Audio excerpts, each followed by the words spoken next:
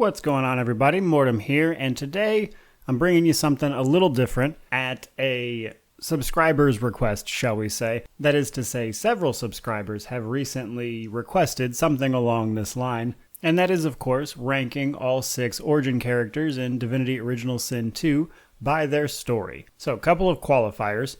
This isn't about the characters themselves, it's specifically about their story as a whole, and 2, this is just my opinion.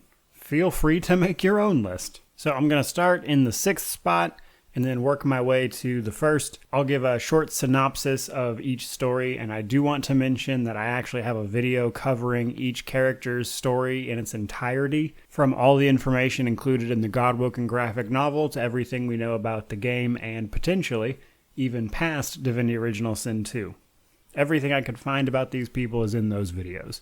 So if you want something a little more detailed, that's probably the way to go. But I will give a short overview of the story as we go through these. So, kicking this off with number 6. And number 6 is a bit of a hot take, not gonna lie to you. Number 6 for me is the Red Prince's story. It was a bit of a toss-up with number 5, I'll give it that. The Red Prince's story is the last in line for me, because there are just a ton of plot holes with it, and specifically there is a dialogue with the Shadow Prince that blatantly calls out those plot holes and doesn't even bother to try to address them in any way beyond that, and that always just really irked me. And while the standalone story is okay, those plot holes and then the weird call out with zero attempt to actually write in an explanation bothered me to no end. But if you're unaware, the Red Prince was basically a sufferer of Gilded Cage syndrome. He was leading his empire from behind walls in a palace. So he starts cavorting with demons, which is found out, and then he is exiled from his kingdom. And then as the game unfolds, we find out that it is prophesized that he is to be the father of dragons that brings them back into the world with the Red Princess, which is something you can see to fruition. The plot holes I'm talking about are that is not how races in this game work.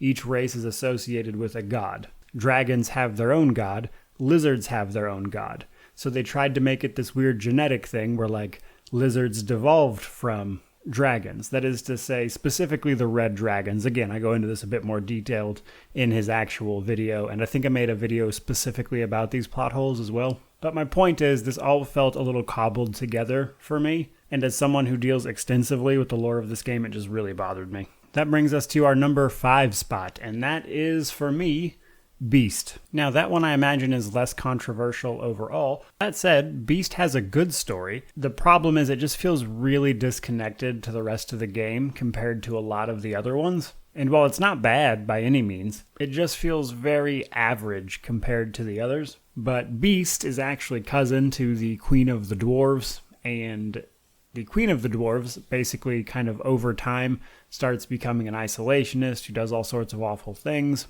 Beast starts a rebellion against her, is caught, gets exiled to an island where he discovers his source powers, then he gets into the whole pirate life, and then he eventually gets captured because he's a pirate and sent to Fort Joy where the game kicks off, and then he kind of tracks down what his cousin's been doing. Again, it's not bad, it just feels very disconnected from the rest of the game in a weird way. Number 4 is probably going to be a little controversial, I imagine. And that is, for me, Fane. So Fane is number 4 because I personally just didn't find him all that interesting. Now, I'll give people this. He is probably the most unique character in the game. Fane is, of course, our well-read Eternal Scholar from who knows exactly how long ago. And he has recently, just before the game really, reawakened. Now, Fane's story, unlike the others, actually feels like it is very much so the main story, almost. That is because Fane is probably the most closely tied to the main story in terms of his story. So Fane is the scholar who discovered the Veil of Source that led to huge cosmic events in the world,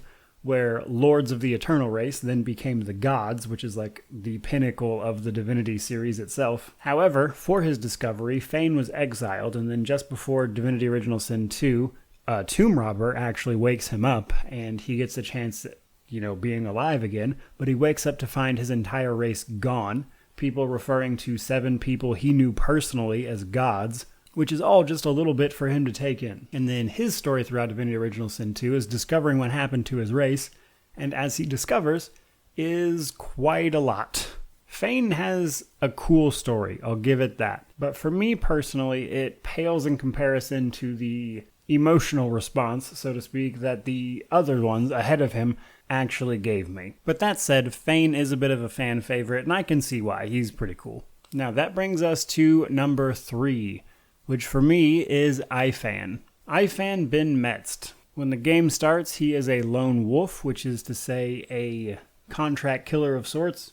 But you can learn pretty quickly he used to be a part of the Divine Order. Moreover, Ifan knew the Divine, Lucian, personally. He was his best friend. And then, through stories that happened well before the game actually, Lucian sends Ifan to basically deliver the Death Fog. And throughout the game you find out that Lucian actually betrayed him in this, and that Lucian was never who Ifan thought he was. And because of Ifan's own actions, he's been dealing with a lot of how does he deal with the fact that he killed all these elves when he himself was taken in and raised by elves after his parents were killed. So Ifan's story is very much so a story about personal redemption and whether or not he can forgive Lucian for doing this. And while it's not exactly the most unique story in the world, I found it personally very satisfying to see Ifan grow throughout the story and again just come to terms with himself more so than the cosmic events happening around him, and I always really appreciated that. Now that brings us to 2, and when I tell people 2, obviously they'll know who 1 is because that's all 6 of them. However,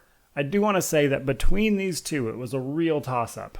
So in the number 2 spot, for me it was Sabile, ultimately. That, of course, makes the number 1 spot Lohse. First, let's talk Sabile. So, Sabile is the elven assassin that we find in-game. Her story is very much so more complicated than the others. There's just a lot of, plot twists and stuff, assassination stuff going on. But the long and short of it was that, essentially, she is the prime scion of the elves, which is to say that she has the potential to become a new mother tree. The mother tree in elven culture is this hive mind that controls their society and keeps pushing them forward.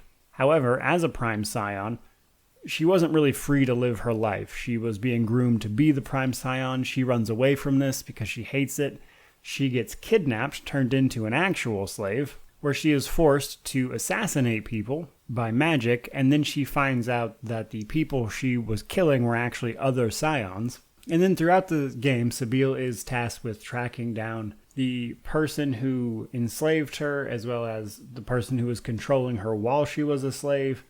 And then, as a bonus, she also gets to deal with the mother tree in that situation and her status with the elves. Her personal story can resolve a ton of ways, and it can be either really cruel or you can set her free from all these people trying to be her master. And her story and just her in general struggle to find her own freedom in the world really spoke to me personally, and I loved it. But that said, she was number 2, and for number 1 we had Lohse. So Lohse is as she likes to put it, roadside inn for spirits. That is to say, she is very susceptible to being possessed. And we find out she is possessed by an archdemon who is using her status as Godwoken to attempt to steal the power of divinity.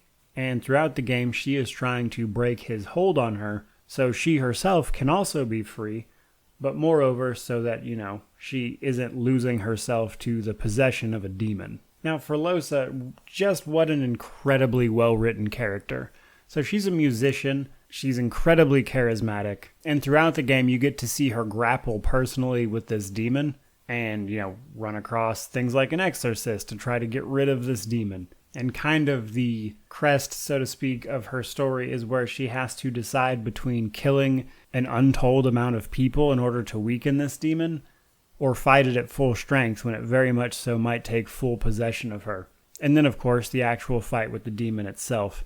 But after that, there's this really amazing moment where she's singing this song to you, just out of the joy of being free. And it's an actual song in game, they play it and everything. And just what an incredible moment in gaming that was, honestly. Just a very resonant story. That little song after you killed the demon and set her free, after you just watched her struggle the entire game, was just really something else for me, and I loved it. But that's going to wrap it up. That's how I would personally rank the stories of the origin characters. But by all means, let me know down in the comment section below how you personally would rank their stories.